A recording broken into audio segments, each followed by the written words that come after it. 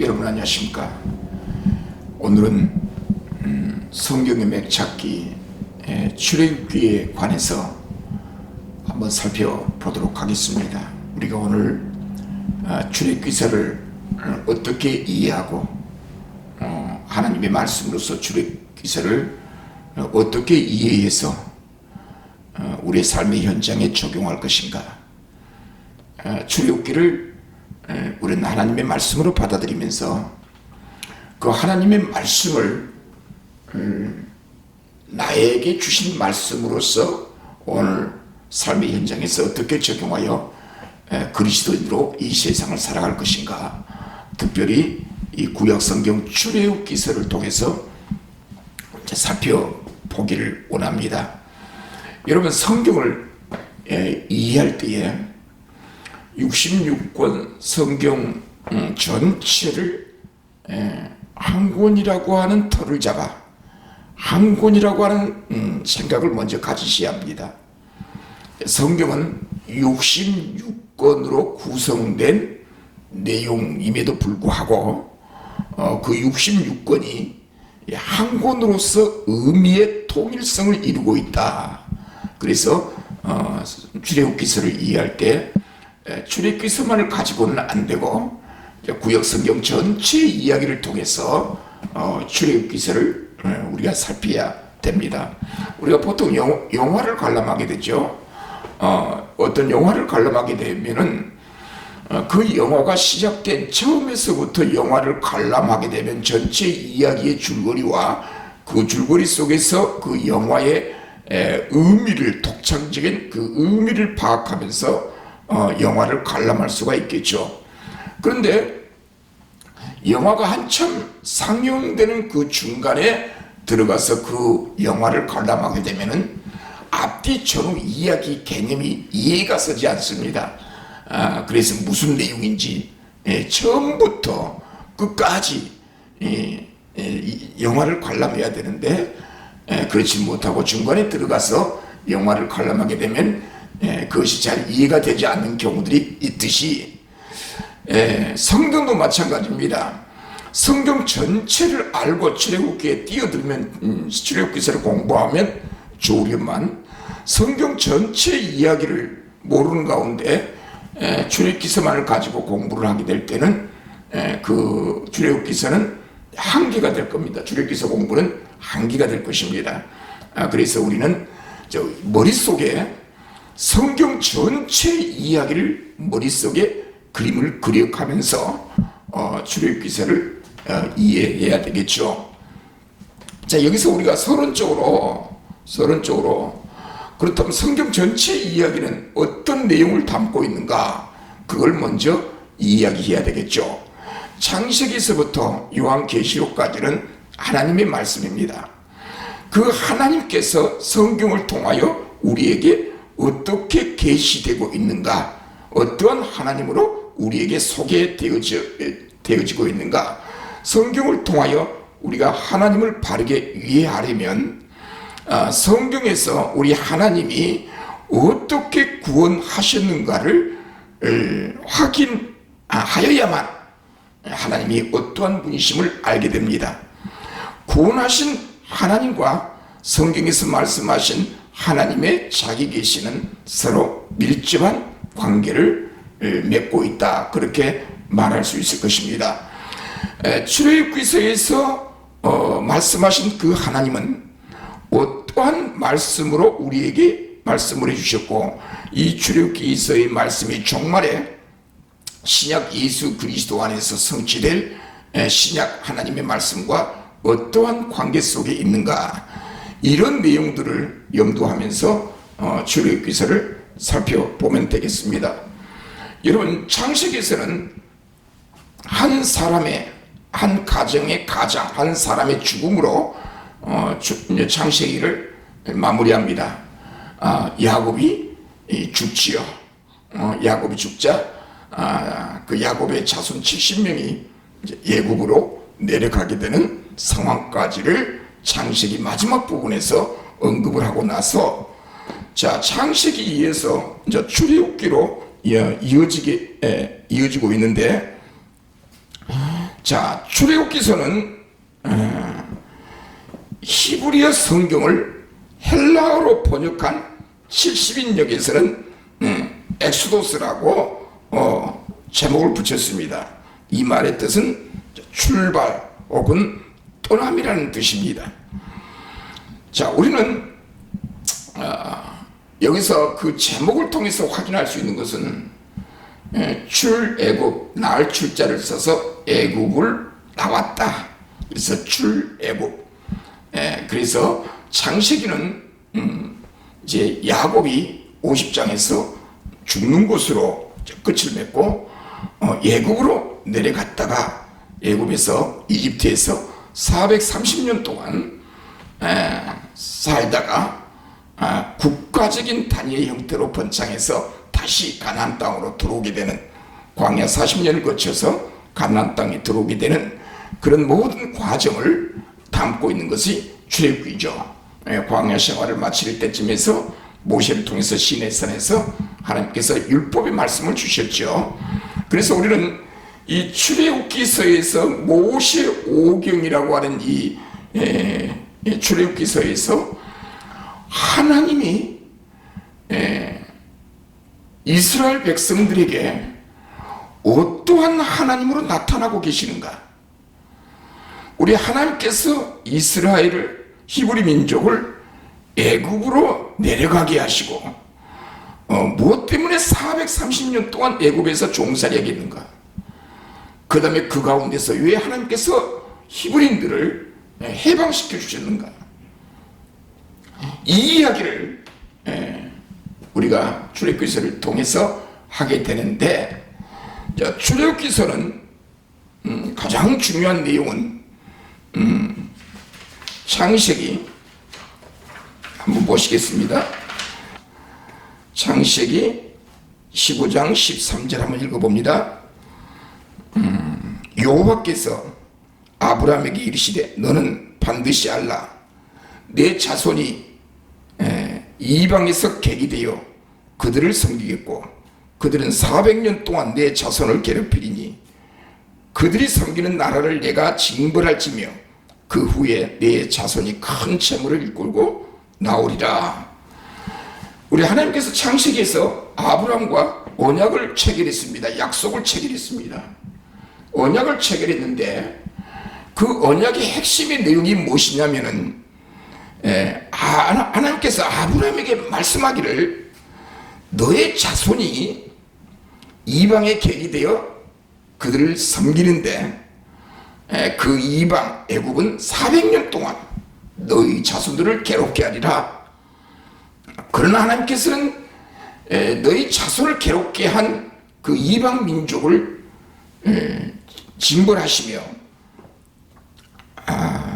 그 후에 많은 재물을 이끌고 가나안 땅으로 다시 돌아오리라 말씀해 주셨습니다. 특별히 창세기 46장 3절로 한번 가봅니다. 이스라엘 민족은 애굽으로 내려가게 되었고 하나님께서는 부엘세바에서 야곱에게 나타나 말씀하시기를 창세기 46장 3절에 하나님이 이르시되 나는 하나님이라 내 아버지의 하나님이니 애굽으로 내려가기를 두려워하지 말라. 내가 거기서 너를 큰 민족을 이루게 하리라. 내가 너로 함께 애굽으로 내려가겠고 반드시 너를 인도하여 다시 올라올 것이며 요셉이 그의 자손 그의 손으로 내 눈을 감기리라. 이런 약속을 하나님께서 해 주셨습니다. 이런 말씀을 통해서 종합해 보면 하나님께서 히브리 민족을 애굽으로 내려가게 하시고 애굽에서 크게 번창하게 하실 것을 약속해 주셨습니다. 그 번창은 많은 애굽의 종살이 무려 430년이죠. 430년 동안 히브리 민족이 애굽에 내려가서 많은 고난과 환난을 당하고 나서 민족적인 단위로 번창하여 다시 출애굽하여 가나안 땅으로, 이 약속의 땅 가나안 땅으로 돌아오게 하리라. 자, 창세기 15장에서 우리 하나님께서 아브라함에게 약속해 주셨던 그 약속이 무려 500년이 지난 이후에 그 약속이 이루어지면서 히브리 민족이 국가 단위로, 이스라엘 국가 단위로 번창해서 가나안 땅으로 다시 돌아오게 되는 이런 역사적인 이야기를 통해서 우리는 하나님이 어떠한 분이신가를 여기서 확인하게 됩니다. 그래서 출애굽기 내용을 한번 분석해 보면은, 첫째 1장에서 12장까지, 출애굽기서는 1장에서부터 12장까지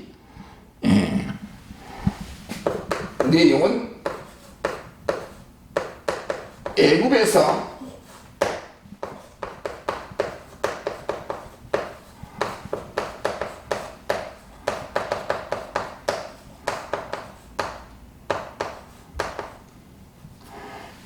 번창하게 하신 하나님.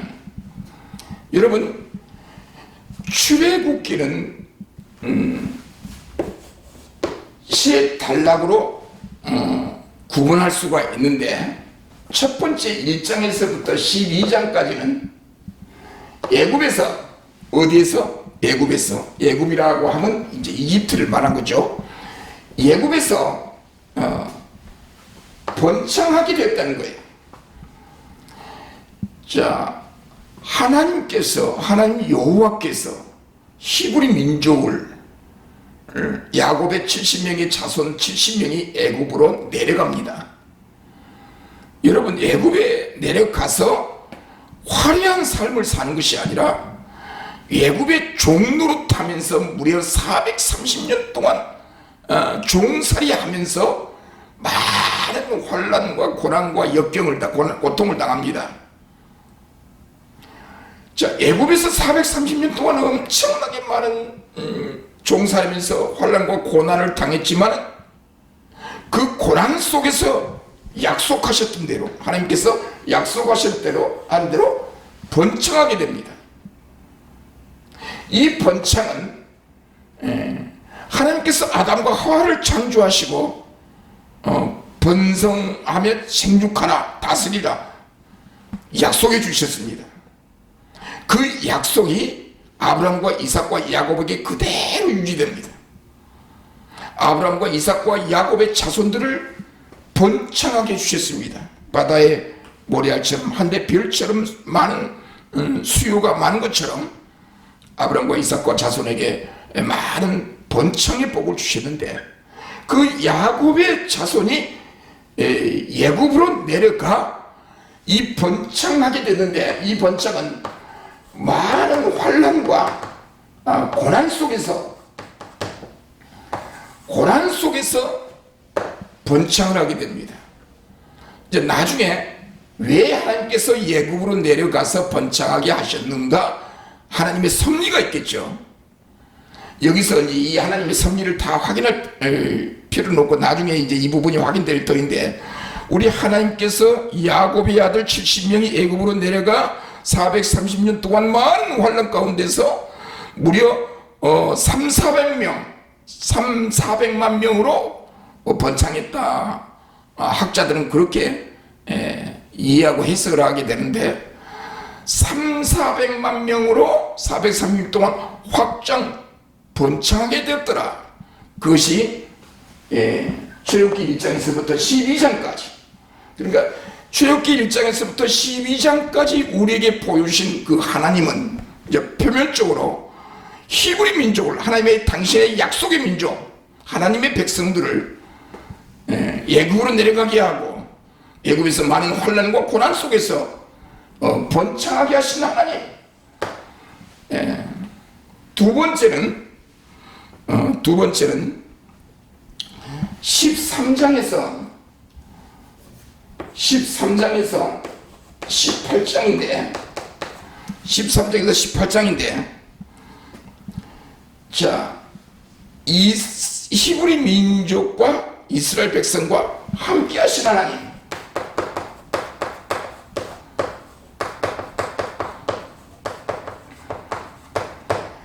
1장에서부터 12장까지 애굽에서 많은 수요로 번창을 하게 되죠. 이렇게 번창한 히브리 민족이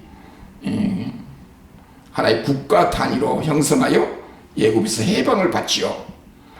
해방을 받아 광야 40년 동안 함께 하신 하나님인데, 어떤 상황에서 함께 하셨냐면은 애굽에서 해방받게 하여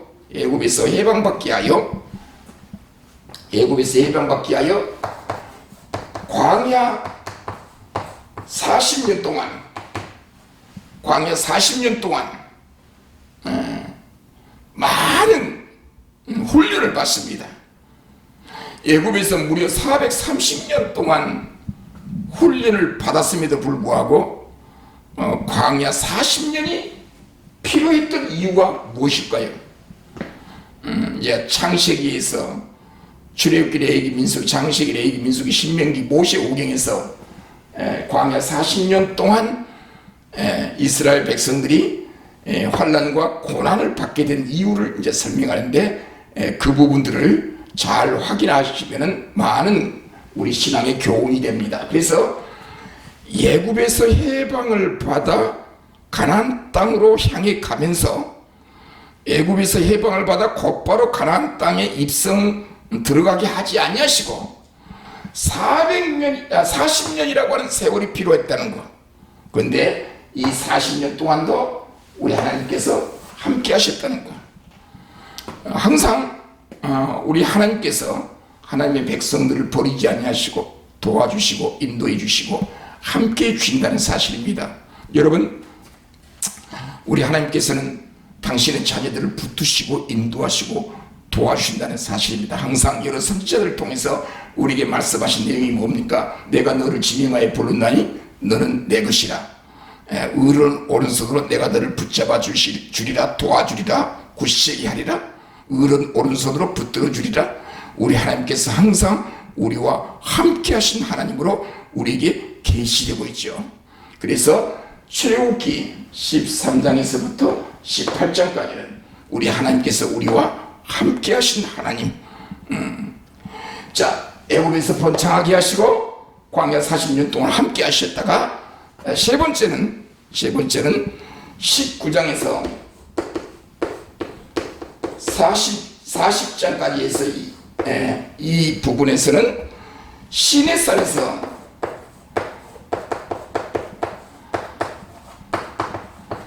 계시하신 하나님, 광야 40년이 마쳐질 때쯤에서 우리 하나님께서 그 이스라엘 민족에게 율법을 주셔서 그 율법을 통하여 하나님이 어떠한 분심을 이제 우리에게 이제 알게 해주셨다, 그런 이야기 되겠습니다. 출애굽기 19장에서는 이제 하나님께서 이제 시내산에 강림하지요. 그리고 그 유명한 10계명을 주십니다. 20장에서 10계명을 주시고 율법의 기본법인 10계명을 주신 다음에 율법에 해당된 율례를 21장, 23장에서 허락해 주고 계시는데, 시내산에서 하나님께서 자신을 계시하시는데 율법을 통해서 자기를 계시해 주셨다는 것. 그 율법은 하나님의 성품을, 하나님의 계시를, 하나님의 마음을 전달해 주는 것이 율법의 말씀이라는 것. 하나님이 변하시지 않는 하나님, 변하시지 않는, 변함이 없는 하나님이시라고 한다면, 그 변함이 없는 하나님께서 주신 그 율법도 1.1획도 변함이 없다는 것. 그 율법은 하나님의 성품을 반영한 내용으로서 그 율법을 통해서 하나님이 어떠하신 하나님인가, 나는 이러이러한 하나님이다, 하나님을 우리에게 소개해 주기 위한 목적으로 율법을 우리에게 주셨다는 것. 그런데 유대인들은 이 율법을 본래 하나님께 주신 계시의 의도에 맞지 않게 마치 이 율법을 통해서 자신들이 하나님 앞에 의롭다함을 얻는 수단으로 이용한 그들의 태도와 자세가 잘못됐다고 사도 바울이 계속해서 이야기했던 것을 우리가 확인해 볼 수가 있겠습니다. 자, 그렇다면 구체적으로 각 장별로 출애굽기서가 무슨 말씀을 하고 있는지 한번 살펴보겠습니다. 이 첫 번째, 자, 그럼 구체적으로 첫 번째 단락인 1장에서부터 12장까지의 말씀한 내용들을 각 장별로 한번 살펴보면서 그 의미를 살펴보도록 하겠습니다. 자, 1장은, 출애굽기 1장은 야곱 자손을 번창하게 하십니다. 우리 하나님께서 1장에서, 출애굽기 1장에서 야곱 자손을 번창하게 해주시고요. 2장에서 장차 애굽에서 이스라엘 민족을 인도할 한 구원자, 지도자를 준비해 주고 계시는데 바로 모세의 등장이죠. 모세를, 지도자를 우리 하나님께서 2장에서, 출애굽기 2장에서 준비해 주고 계십니다. 자, 3장에서는 그 모세에게 사명을 주시고요. 4장에서는 그 모세로 하여금 애굽에 갈 수 있도록 마음의 확신을 줍니다. 모세로 하여금 장차 이스라엘 백성들을 인도해서 출애굽하여 광야 40년을 거쳐 가나안 땅으로 입성하게 하도록 하기 위하여 우리 하나님께서는 모세를 태어나게 하시고 모세에게 사명을 주시고 그 모세로 하여금 애굽에 갈 수 있도록 확신을 주셨다는 것. 5장에서는 모세로 하여금 바로 앞에 서게 하셨다. 우리 성경의 역사를 보면 항상 우리 하나님은 당신의 일을 행하실 때 사람을 통해서 역사하시더라는 겁니다. 모세를 사용하시면서 하나님의 구원 역사를 이루시는데 그 시대에 모세를 태어나게 하시고 한 인물 지도자를 태어나게 하시고 그와 함께 하시고 그를 설득해서 애굽으로 내려가게 하시고 그 애굽에서 최고의 권력자인 바로에게 나가게 하셔서 이 애굽에서 고통받고 있는 이스라엘 민족들을 장식에서 약속한 대로 그들을 다시 애굽에서 출애굽 인도에 내시기 위한 하나님의 섭리가 계속 진행되고 있습니다. 출애굽 6장에서는 나는 여호와라 자신을 여호와로 하나님이 계시하고 계시죠. 자, 7장에서는 그 바로 앞에서 모세가 표징과 이적을 행하리라. 우리 하나님께서 약속해 주셨던 말씀대로 이제 그 이적을 통해서 바로에게서 이스라엘 백성들을 빼내는, 구출해내는 그런 작전이 진행됩니다. 출애굽기 8장에서는 내 백성 하나님의 백성과 모세의 백성 그걸 정확하게 구분해서 하나님의 백성들을 하나님이 지키시고 보호하신다라고 하는 그 내용이 출애굽기 8장에 기록됩니다. 자, 출애굽 9장에서는 애굽의 재앙을 통해서 심판하시고요. 자, 출애굽기 10장에서는 흑암의 심판 중에서 이스라엘 백성들에게 광명을 주신 하나님을 소개하고 있습니다. 자, 11장에서는 이제 마지막 재앙, 그 유명한 12장에서 6월절 사건이 등장하죠. 하나님의 백성들에게는 구원을 베푸시고 바로에게는 심판하신 하나님, 그런 하나님을 출애굽기 12장에서 이야기하고 있습니다. 자, 이제 두 번째 13장에서 18장까지는 이제 광야 생활 40년이죠. 구름 기둥과 불 기둥으로 우리 하나님이 인도하시고요. 이제 14장에서는 그 유명한 홍해를 건넙니다. 이제 15장에서는 홍해를 건너게 하신 우리 하나님을 이스라엘 민족이 찬양하고 치료하신 하나님의 여호와로 등장합니다. 출애굽기 16장에서는 하늘의 양식 만나와 메추라기를 주시고요. 17장에서는 반석에서 물을 내시고 전쟁에서 승리하게 하시죠. 그 다음에 출애굽기 18장에서는 모세와 같은 지도자를 허락해 주신 우리 하나님을 찬양하고 있습니다. 광야 생활 가운데서 우리 하나님은 이스라엘 백성들을 지키시고 보호하고 계신다는 것. 여러분, 우리가 사는 이 세상을 광야와 같은 생활이라고 말합니다. 광야와 같은 이 세상에서 우리 하나님께서는 우리를 인도하시고 우리를 보호하셔서 하나님께서 원하시는 그 수준까지 우리를 인도해 가고 계신다는 것. 그래서 우리의 삶의 현장에서 여러 가지 아픔과 고통이 있습니다. 환난이 있습니다. 그런 환난과 고통 속에서도 하나님의 특별한 어떤 목적을 위해서, 하나님의 의도를 따라, 하나님의 구원의 섭리를 위해서 나를 인도하시고 내 주변의 모든 환경을 인도해 주신다는 사실입니다. 우리 하나님께서는 우리의 혼자 남겨두시지 아니하시고 우리가 어느 곳에 있든지 그곳에 하나님이 계십니다. 하나님께서는 아니 계신 곳이 없습니다.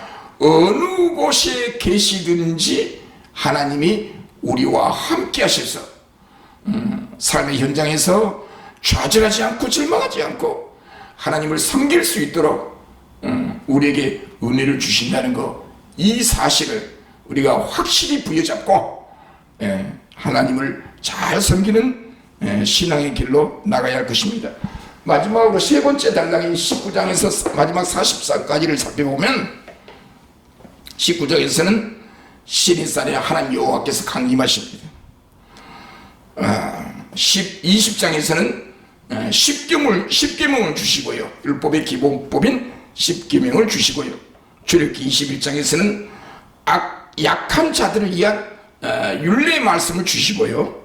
22장에서는 이웃에게 소래를 입혔을 때 보상하는 율례를 명하십니다. 이웃에게 손을 끼쳤다고 한다면 가해자는 피해자에게 어떤 보상을 해야 되는가, 이런 율례의 말씀을 통하여 우리 하나님께서 우리의 생명을 지키시고 보호하시고 약한 자들에게 배려하시고 가해자에게 거기에 따른 상응하는 보상을 함으로써 어떤 일정하게 심판 제재하는 그런 모습을 통하여 하나님께서 어떻게 우리를 사랑하셨는가. 그래서 여기서 우리가 하나님에 관해서 항상 우리들은 하나님의 사랑을 항상 우리는 여기서 생각하면서 내가 살아가는 우리 삶의 현장에 하나님의 사랑을 실천하는 그런 자가 되어야 되겠죠. 출애굽기 23장에서는 재판과 하나님을 섬기는 율례를 말씀하십니다. 사람이 살아가다가 보면은 많은 첨예하게 대립된 이해관계 속에서 네가 맞냐 내가 맞냐 혹은 어떤 사안에 대해서 그걸 평가하고 판단해야 될 상황이 옵니다. 이런 상황에서 재판이라고 하는 형식을 통해서 옳고 그름을 가르게 되죠. 그래서 그 재판에 대한 내용, 그 다음에 24장에서는 이제 이스라엘과 그 유명한 언약을 체결하죠. 이 언약은 뭡니까? 나는 너희들이 하나님이 되고 너희는 나의 백성이 된다. 나의 백성인 이스라엘 백성들은 하나님 여호와를 찬양하고 여호와 하나님께 충성하는 것. 이것이 바로 언약의 핵심 내용입니다. 그래서 그 유명한 출애굽기 24장에서는 이제 이스라엘 백성들과 언약을 체결하고요. 25장에서는 성소와 속죄소, 즉 이제 출애굽기에서는 고정된 성전이 아니라 이동식 성막이었죠. 그 성막을 통해서 하나님이 이스라엘 백성들과 만나주시기 때문에 그 성막 안에서 제사를 드려야 되죠. 제물을 잡아가다가 제사를 드리는데 그때 당시 성막은 이동식 텐트 개념이었습니다. 그래서 성소와 그 텐트 안에, 성막 안에 성소와 속죄소, 상과 등대 짓는 각종 규례들을 이제 말씀하고 있습니다. 26장에서는 인간의 죄로 인한 휘장, 성소와 지성소 사이에 휘장을 침으로써 바로 인간의 죄로 말미암아 그 인간이 하나님 앞에 직접 나아갈 수 없고 지성소에서 대제사장이 하나님 앞에 제사를 드림으로써 이스라엘 백성들이 구원을 받는 하나님의 자비와 은총을 덧입는 그런 제사 제도를 계속해서 말씀하고 있습니다.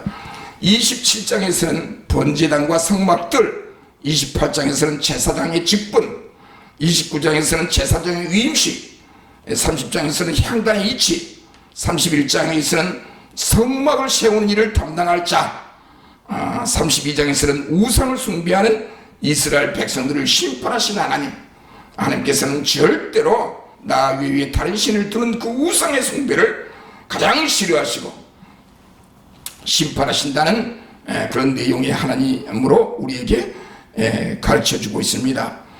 33장은 동행을 거절하신 하나님께 범죄한 자들과는 동행하지 않겠다. 34장에서는 다시 두 증거판을 주셔서 언약을 맺으시죠. 두 증거판을 깨뜨리시고 다시 두 증거판을 주셔서 언약을 맺으시죠. 출애굽기 34장은 다시 두 증거판을 주셔서 언약을 맺으시고요. 출애굽기 35장에서는 성막 건축을 위해 넘치는 헌물을 우리 하나님께서 허락하시고요. 36장에서는 성령과 지혜가 충만한 자로 성막 공사를 하게 합니다. 37장에서는 명하신 말씀대로 성막 공사가 진행이 돼요. 성막이라고 하는 것은 하나님 앞에 제사 드리는 곳이죠.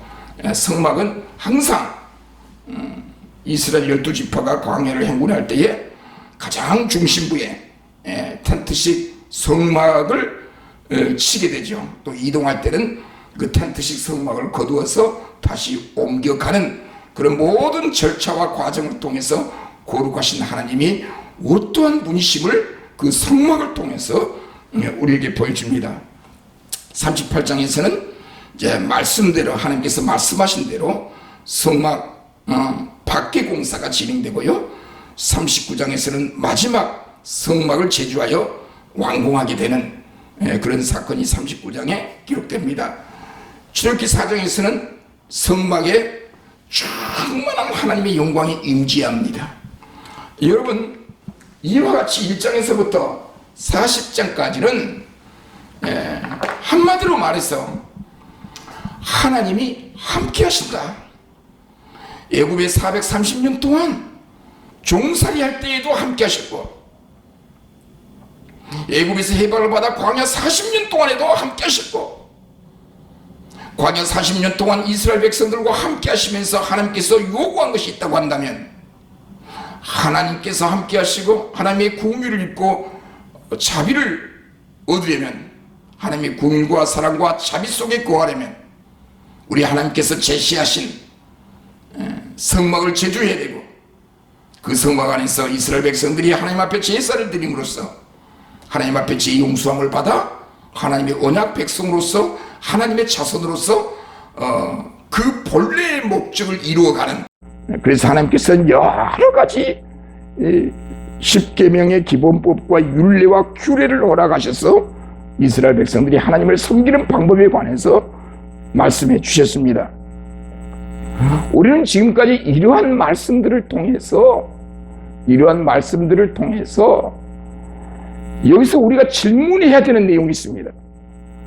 자, 여러분, 무엇 때문에 하나님께서 히브리 민족, 이스라엘 민족과 함께 해주셨습니까? 무엇 때문에? 왜 번창하게 해주셨고, 그들을 멸망당하지 않고 국가 단위로 성장하게 되었는가? 번성하게 되었는가? 그리고 무엇 때문에 그들에게 제사 제도를 허락해 주심으로, 율법을 허락해 주심으로 하나님께서 그들과 만나 주셨는가? 이 모든 사건들은 장차 신약에 하나님의 아들이신 예수 그리스도, 메시아, 하나님의 아들 예수 그리스도가 이 땅에 오셔서 그 예수 그리스도가 하나님의 구원을 이루실 것에 대한 예언과 약속으로 진행된 말씀이 출애굽기서에 나타난 그런 함께 하시는 하나님이다. 그래서 우리는 출애굽기서를 공부하면서 뭘 내다보느냐? 장차 신약의 십자가에서 죽으실 나와 우리 모두의 죄를 위해 구속의 십자가, 예수 그리스도의 십자가를 우리는 출애굽기서에서 봐야 한다는 겁니다. 출애굽기서 안에서만 안주하지 마시고요. 출애굽기서에서 하나님이 우리와 함께 하셨다. 함께 하신 하나님은 어떤 어떤 방식으로 우리와 함께 하시는가? 제물과 제사를 통해서 우리와 함께 하셨다.